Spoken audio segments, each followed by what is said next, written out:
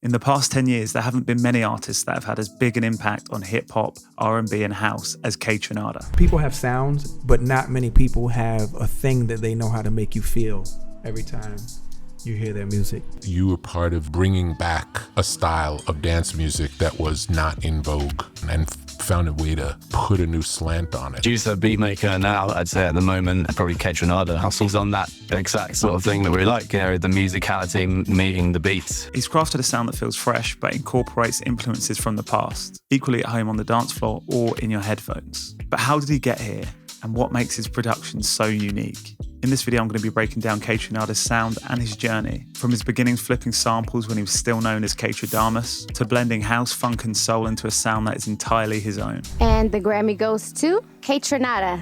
We'll also look at how he incorporates samples into his music and his fully original tracks. And I'm going to show you how to create tracks inspired by both.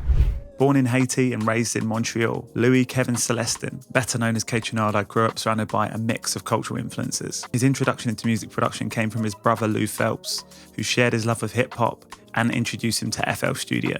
But Kaytranada's sound hasn't come from just one genre. It's a fusion of everything from house to funk to Afro rhythms to soul. And Kaytranada often credits these eclectic influences for creating his sound. J Dilla and Madlib taught him about swing and rhythm. I think Madlib to me is like a god in the beats.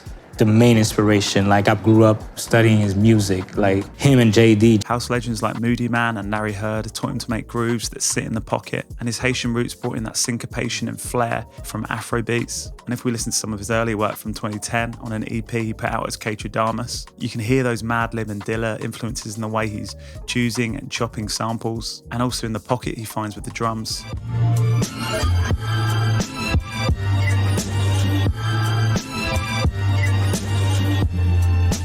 And if we move forward a couple of years to 2012, when he put out the now viral remix of Janet Jackson's If, you can start to hear that Kaytranada sound already forming.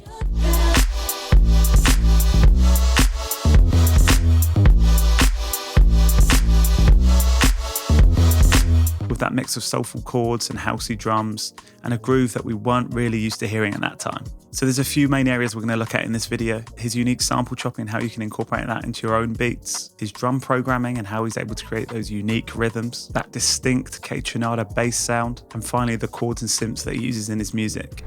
So above anything else, Kaytranada has a great ear for samples. And the way he flips them is pretty unique, whether they're the main element in a track or just adding to the track. And first of all, I want to dive into one of my favourite flips from him. His flip of Chaka Khan's Never Miss the Water for his track At All. He's able to completely transform the original with a mix of chopping and clever pitching. And the track itself is actually just built from 6 chops. The clever part is how he's able to use pitch to create a completely new melody with the sample. So here's the original sample.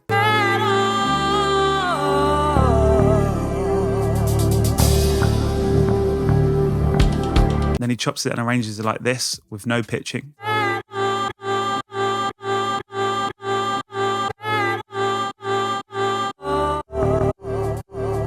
And here's what it sounds like after it's been pitched. And keep your eye on the key shift in Serrato's sample.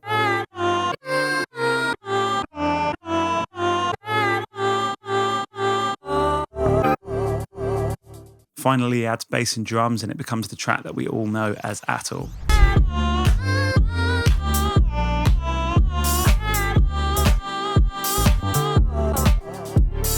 And now I'm going to try and do something a little bit similar using a sample from my pack, Soul Food Volume 1, which you can grab in the description below. And here's the sample I'm going to be using for this. I'm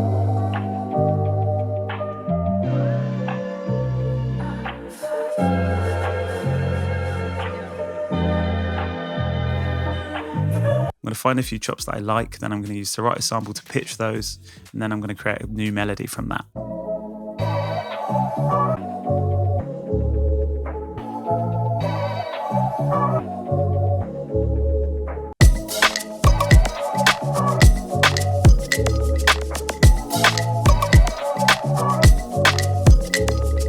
Basically, what I'm trying to preach with this is just get creative with your samples. Don't just chop them and loop them. Try pitching, filtering, and other effects that could make them sound cool.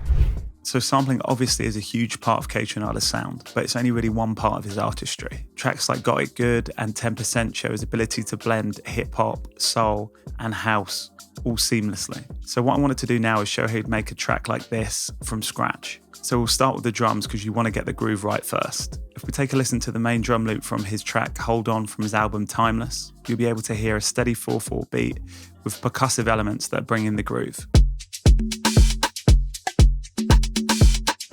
And sometimes these percussive elements are loops, but other times they'll be programmed in with a lot of swing. So I've started the drums off with a little 4/4 kick, and most of those are on the grid, but there's a few ghost notes that have been swung.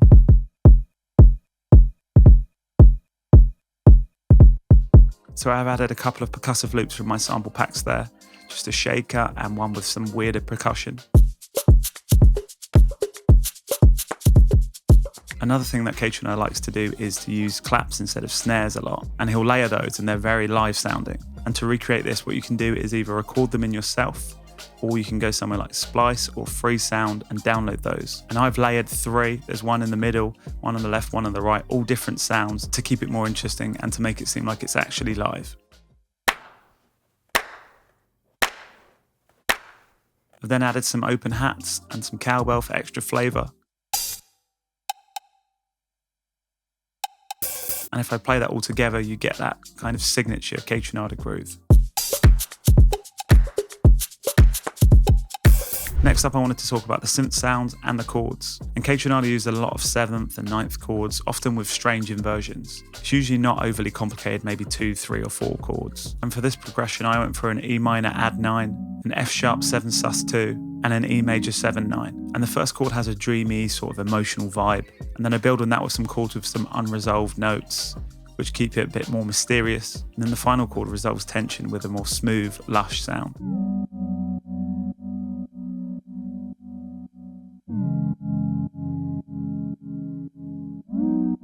And this balance of tension and release is what I think makes Kaytranada's chords sound so nice and so lush. On the synth sound, it was just a simple kind of sine wave using sky keys, and I added some glide to that so the chords kind of glide into each other and it's a lot smoother. And if you listen to a lot of Kaytranada, you can hear he does this quite a bit as well.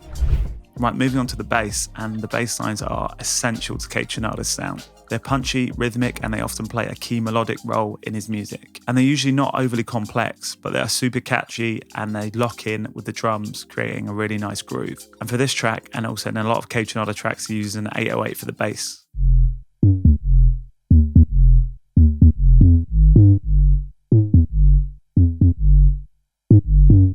And the bass kind of repeats itself just for something for the listener to latch onto, but with tiny variations throughout to keep it interesting. Like I said before, the idea is simple with just enough movement to catch your ear. One crucial element of his music that I haven't mentioned yet is his use of sidechain compression. And to explain it simply, this is just a technique where one sound controls the volume of another. What he likes to do in his music is to use it for the bass and the synth to duck every time the kick hits, create that signature pumping effect you'll have heard in his music, or probably a lot of house music. So for this I'm using Kickstart 2, but you can use the compressor that comes with your DAW. And here's what it sounds like without that.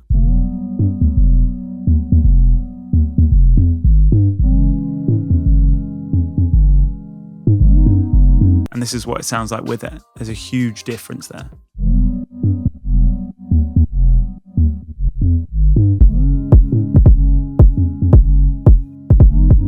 And now that I've built the track and added all the finishing touches, you can hear what it all sounds like together. Pretty simple, it's just the drums, the chords, the bass, and then I've added a little arp and a little string really low in the background, just for an added bit of ear candy.